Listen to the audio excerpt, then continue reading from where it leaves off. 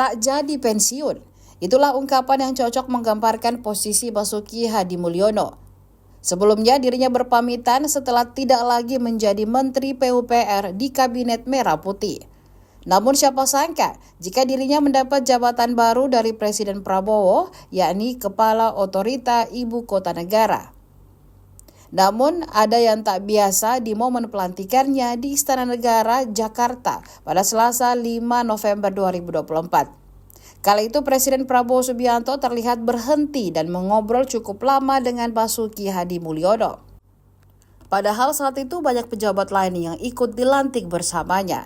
Bahkan ada momen keduanya berbisik-bisik sambil tertawa.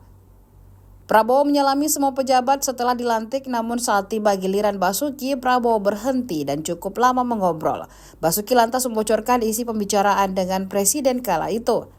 Pria yang akrab disapa dengan Pak Bas itu mengaku saat itu Presiden memberikan arahan kepadanya dalam menjabat Kepala Otorita IKN. Pak Bas pun langsung menanggapinya dengan mengatakan siap perintah.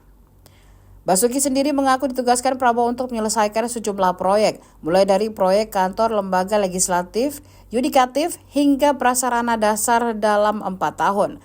Ia menuturkan OIKN juga bakal mengejar proyek-proyek lain yang akan mulai pembangunan di ibu kota baru tersebut. Nantinya ia akan menghadap kepala negara lagi untuk membicarakan rencana-rencana ke depannya. Download Tribun X sekarang, menghadirkan lokal menjadi Indonesia.